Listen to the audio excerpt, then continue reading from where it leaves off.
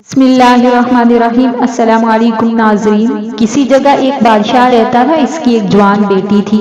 بہت سے ملکوں سے شہزادے اور وزیر زادے اسے شادی کا پیغام بھجوا چکے تھے، لیکن شہزادی ان میں سے کسی کو بھی پسند نہیں کرتی تھی۔ ایک دن بادشاہ نے بیٹی کو اپنے پاس بلایا اور اس سے پوچھا، میری پیاری بیٹی، میری آنکھوں کا نور، میرے دل کا سرور، میں سب بادشاہوں کو اطلاع دے چکا ہوں کہ میری بیٹی کے لیے بر چاہیے۔ اب تک کتنے بہادر جوان آ چکے ہیں میری بیٹی کے لیے، مگر تم نے سب کو ٹھکرا دیا، اس کی آخر کیا وجہ ہے؟ تم کیا چاہتی ہو؟ شہزادی نے جواب دیا، ابا جان، میں اس سے شادی کرنا چاہتی ہوں جو 3 جھوٹ بولے اور ہر جھوٹ میں 40 جھوٹ ہوں، اور اس روانی سے بولے کہ دل کو مو لے۔ بادشاہ نے ہر طرف اپنے ڈنڈورچیوں کو بھیجا جو اعلان کرتے پھرتے تھے، بادشاہ اس آدمی سے اپنی بیٹی کی شادی کرے گا جو 3 جھوٹ بولے اور ہر جھوٹ میں 40 جھوٹ ہوں۔ ہر طرف سے شادی کے امیدواروں کی لائنیں لگ گئی اور وہ آتے اور اپنے گھڑے ہوئے جھوٹے کہانیاں اور قصے سنا کے چلے جاتے۔ بادشاہ نے اپنے ملک کے تمام دانشوروں کو اپنے دربار میں جمع کر رکھا۔ بادشاہ نے بولا، اگر تم لوگوں نے جھوٹ کو سچ اور سچ کو جھوٹ بتلایا تو تمہارے سر تن سے جدا کر دیے جائیں گے، تمہاری ساری جائیدادیں لٹوا دی جائیں گی۔ مقابلہ شروع ہوا۔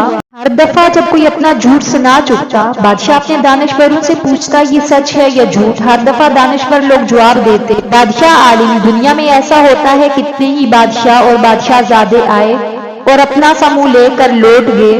اسی شہر میں ایک غریب نوجوان رہتا تھا جو پہاڑی جنگلوں میں لکڑیاں اکٹھی کر کے لاتا اور اس کو بیچ کر اپنا پیٹ بھرا کرتا تھا۔ ایک دفعہ وہ لکڑیاں اکٹھی کرنے پہاڑ پر جا رہا تھا کہ اچانک بادشاہ کے ڈورچیوں کو یہ اعلان کرتے سنا، جو کوئی 3 جھوٹ بولے گا، جب وہ جھوٹ بولے تو اس کے ہر جھوٹ کے اندر 40 جھوٹ ہوں گے، اس کی شادی شہزادی سے کر دی جائے گی۔ تو اس نوجوان نے بولا، چلو جھوٹ بول دیتے ہیں۔ وہ اپنے آپ سے کہتا ہوا شاہی دربار کی طرف چل دیا۔ محل کے دروازے پر پہنچا تو چوکیدار اس پر پڑے اور اس کو دھکا دے کر کہنے لگے، ارے تو حقیر ناچیز، داگر گلے سڑے بھکاری، تو یہاں کیا لینے آیا ہے؟ چل پرے ہٹ یہاں سے، اپنا راستہ ناپ۔ نوجوان نے پہرے داروں سے کہا، مجھے بادشاہ سے کچھ عرض کرنا ہے۔ ارے تم گداگر، ان سے کیا عرض کرو گے؟ چل چل دور ہو جا یہاں سے۔ نوجوان نے پہرے داروں سے کہا، مجھے بادشاہ سے کچھ عرض کرنا ہے اور وہ یہ ہے، میرے مالک کے پاس 200 بیڑے ہیں جن کو وہ بادشاہ کی نظر کرنا چاہتا ہے۔ یہ سنتے ہی پہرے داروں میں سے ایک دوڑ کر بادشاہ کے پاس گیا اور کہا، شہنشاہ عالم، کوئی حقیر آدمی آیا ہے، کہتا ہے میرے مالک کے پاس 200 بیڑے ہیں جن کو وہ بادشاہ کی نظر کرنا چاہتا ہے۔ بادشاہ نے حکم دیا، اس کو یہاں لے آؤ۔ نوجوان کو بادشاہ کے سامنے حاضر کیا گیا۔ بادشاہ نے پوچھا، ارے حقیر بندے، کہاں ہے تمہارے پاس بیڑے؟ غریب نوجوان نے کہنا شروع کیا، بادشاہ اعظم، اجازت پاؤں تو عرض کروں، میں غریب ناتواں یتیم ہوں، میں اپنے ماں باپ کی اکیلی اولاد تھا، میرے بھائی سب کے سب مر گئے اور ہم صرف 3 بھائی زندہ رہ گئے۔ ہم 3 بھائیوں نے کبھی ایک دوسرے کو دیکھا تک نہیں، ایک دوسرے کو جانتے بھی نہ تھے۔ اچانک ہماری ملاقات ہو گئی، ہم نے ایک دوسرے کو پہچان لیا۔ دیکھتا کیا ہوں، ہم میں سے ہر ایک کا چوغا بغیر گریبان کے ہے، دوسرے کا بغیر آستینوں کے، تیسرے کا بغیر دامن کے۔ ایسا کہ کہتے ہیں اندھا اندھے کو اندھیرے میں پہچان لیتا ہے، اسی طرح ہم آپس میں مل گئے، ایک دوسرے سے گل مل گئے اور مل کر چلے، غیر راستے پر پاؤں رکھے اور بغیر راستے سے باہر آئے۔ ہم چلتے گئے، ایک جگہ اچانک کیا دیکھتے ہیں، زمین پر 3 سکے پڑے ہوئے ہیں، ان میں سے 2 بالکل گھسے پٹے ہیں اور تیسرے پر مہر غائب ہے۔ سکے پر مہر نہیں تھی، اس کو ہم نے اٹھا لیا اور آگے چلتے گئے، بہت دور نکل گئے، پھر چلتے گئے ایک نشیب میں اتر گئے، وہاں دیکھا نالے میں چارے میں کام کرنے والی 3 چھوٹی مچھلیاں پڑی ہیں، 2 تو بالکل بے جان ہے اور تیسری مری ہوئی ہے۔ ہم نے مری ہوئی چھوٹی مچھلی کو اٹھا کر اس چوغے کے دامن میں ڈالا جس میں دامن نہ تھا اور آگے چل پڑے۔ چلتے ایک جگہ پہنچ کر ہم نے دیکھا سامنے 3 مکان کھڑے ہیں، ان میں سے 2 اوپر سے کھلے ہوئے ہیں اور تیسرا بغیر دروازوں کے ہے۔ جو مکان بغیر دیواروں کے تھا، ہم اس کے اندر گئے، وہاں 3 دیگیں پک رہی تھی، 2 تو چھلنی جیسی تھی، تیسرے کا پائندہ غائب تھا۔ ہم نے مری ہوئی ننھی مچھلی کو اس دیگ میں ڈالا جس میں پائندہ نہیں تھا اور پھر ادھر ادھر لکڑیاں تلاش کرنے لگے، لیکن لکڑی وکڑی کچھ نہ ملی، چنانچہ ہم بغیر آگ جلائے اسے پکانے لگے۔ ہم نے خوب ڈٹ کر پکایا، ہڈیاں تو خوب پک گئی لیکن گوشت کچے کا کچا رہ گیا۔ ہم نے ڈٹ کر گوشت کھایا، ہمارے پیٹ بھر گئے، اتنے پھول گئے، ہم نے باہر نکلنا چاہا تو دروازے میں سے نکل نہ سکے۔ دیوار میں ایک درار مل گئی اور اس سے ہم बाहर आए और आगे चल पड़े। रास्ते पर हम चलते गए एक लकदक सहरा में जा पहुंचे। अचानक हमने देखा कि सामने घास के अंदर एक खरगोश का एक बच्चा छुपा बैठा है। वहां एक दरख्त था और इसकी एक शाख से हमने बगैर काटे डंडा तोड़ा। डंडा खरगोश के बच्चे को खींच कर मारा। वो 3 कलाबाजियां खाकर पड़ा और मर गया। हमने उसे पकड़ा और काटा और इसमें 6 मन गोश्त और इतनी ही चर्बी निकली। गोश्त को हमने पकाया न सुखाया, वहीं बैठकर खा लिया, लेकिन पेट नहीं भरा। हम भूखे के भूखे रह गए। मेरे दोनों भाई मुझ पर नाराज हो गए और लौट कर चले गए। मैं खुश हुआ कि सारी चर्बी मेरी होगी। मैंने लौंग दूध जैसे चमड़े के पाताबे उतारे और इन पर चर्बी की मालिश करने लगा। सारी चर्बी चमड़े का एक ही पाताबा खा गया, दूसरा बगैर मालिश के रह गया। मैं बहुत थक गया था, पड़कर सो गया। अचानक शोर हुआ, धक्कम धक्का की आवाज सुनाई दी। मैं चौंक कर उठा, देखता क्या हो, मेरे दोनों पाताबे आपस में लड़ रहे हैं। मैंने दोनों के मुंह पर एक एक गोंसा मारा और फिर पड़कर सो गया। आधी रात के वक्त सर्दी से मेरी आंख खुल गई। देखता क्या हो, मेरा एक पाताबा कंबल खींच कर इसमें सो गया है और वो पाताबा जिस पर मालिश नहीं हुई थी वो रूठ कर चला गया है। मैंने मालिश किए हुए पाताबे को जगाया और उसको अपने पांव पर डाला।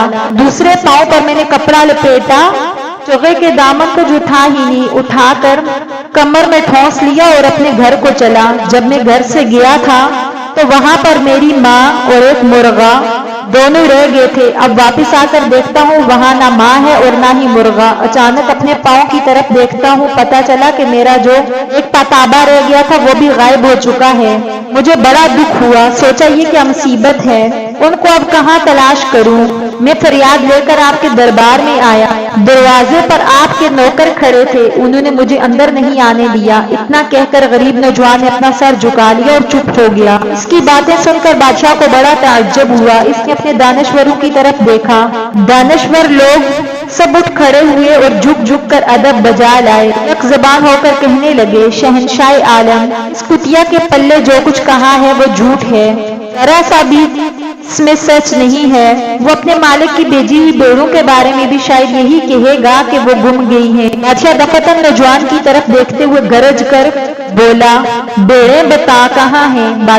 आजम जान के अमान पाऊं तो कुछ अर्ज करूं। नौजवान ने कहना शुरू किया, जब आपके नौकरी ने मुझे अंदर ना आने दिया मैं बहुत उदास हो गया। अपनी माँ और मुर्गी और चर्बी से मालिश की और पताबे की तलाश में चल पड़ा।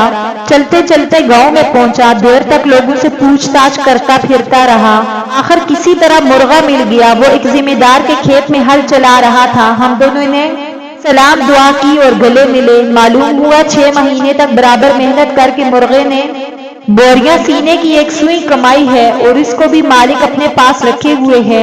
मैंने लड़ झगड़ कर इससे वो सुई हासिल कर ली। फिर मैंने मुर्गे से कहा, चलो घर चलें। उसने कहा, नहीं मैं अभी नहीं चलूंगा, मैं 6 महीनों के लिए भर्ती हुआ हूँ। 3 महीने गुजर चुके हैं, 3 महीने बाकी हैं। मुद्दत पूरी हो जाएगी तो मैं अपनी उजरत लेकर खुद घर आ जाऊंगा। मैंने सुई को ले लिया और मुर्गे को वहीं छोड़कर घर रवाना हो गया। वापिस आकर क्या देखता हूँ, मेरा मकान गायब है। मैं इतना उदास हुआ कि क्या बताऊं। अपनी बूढ़ी माँ और मालिश किए हुए पताबे की तलाश में निकल खड़ा हुआ।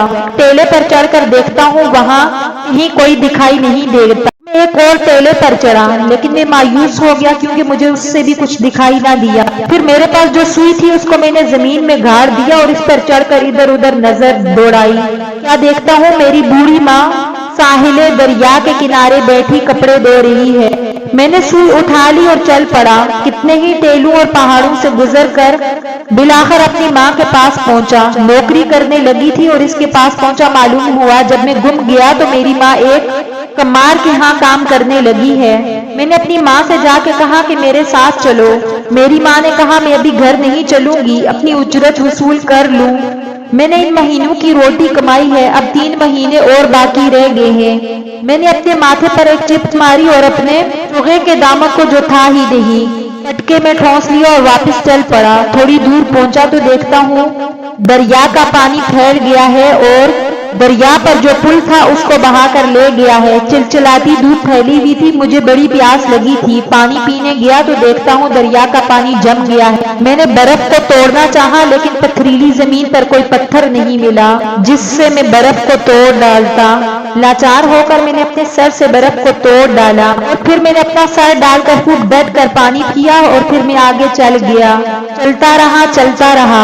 مجھے اچانک اپنی سوئی یاد آ گئی۔ میں واپس دریا کے کنارے گیا، دیکھتا ہوں سوئی وہاں نہیں ہے۔ میں بہت اداس ہو گیا، میرے پاس ہی ایک چیز تھی، اب وہ بھی مجھ سے چھن گئی تھی۔ میں اداس اور پریشان ہو کر اپنی ماں کے پاس گیا۔ تب تک ان کی نوکری کی مدت پوری ہو چکی تھی۔ انہوں نے اپنے مالک سے کہا کہ میری مدت پوری ہو چکی ہے، میری اجرت دے دو۔ مالک ان پر چیخنے چلانے لگا، تجھے اب اجرت بھی دینی پڑے گی۔ یہ کہہ کر اس نے میری ماں کو زور سے ایک مکہ مارا اور وہ بیچاری وہیں پر کر دم توڑ گئی۔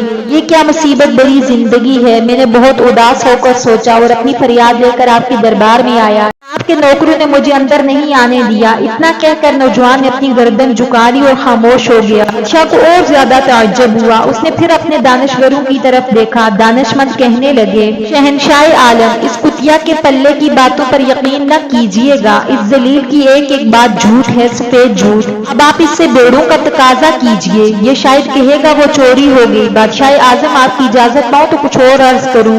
جوان نے پھر کہنا شروع کیا، جب مجھے اندر جانے نہیں دیا میں نے سوچا چلو چل کر میں خود ہی اس ظالم کی خبر لوں۔ یہ سوچ کر میں واپس اس امیر آدمی کے پاس پہنچا جس نے میری ماں کو مار ڈالا تھا۔ پہنچتے ہی میں چیخ کر کہنے لگا، گڑیا کی اجرت دے دو، تم نے اس کا خون کیا ہے، اس کے خون کی قیمت ادا کرو۔ یہ کہتے ہوئے میں نے اس ظالم گریبان سے پکڑ کر کھینچا، باہر سڑک پر لے آیا۔ لوگ جمع ہو گئے اور انہوں نے جھگڑا میرے حق میں طے کر دیا۔ اس ظالم نے مجھے گدا دیا اور اس گدے پر سوار ہو کر اپنے گھر کو چلا گیا۔ ایک جگہ میں نے دیکھا سامنے سے اونٹوں اور گھوڑوں کے 40 قافلے آ رہے ہیں۔ قافلوں کے سردار نے پکار کر مجھ سے کہا، اے گدے والے، تجھے ایک بات بتائیں، تیرے گدے کی پیٹھ کی کھال جل گئی ہے، نیچے اتر جاؤ، اس کی پیٹھ کا کپڑا ٹھیک کر دو۔ میں فوراً گدے پر سے اتر پڑا اور دیکھا گدے کی پیٹھ پر واقعی زخم پڑ گئے ہیں۔ میں نے اس آدمی سے پکار کر پوچھا، اس کی دعا کیا ہے؟ اس نے ایک اخروٹ میری طرف بڑھاتے ہوئے کہا، اس اخروٹ کو جلا کر اس کی راکھ گدے کے زخم پر لگا دینا، ٹھیک ہو جائے گا۔ میں نے اخروٹ کو جلا کر اس کی راکھ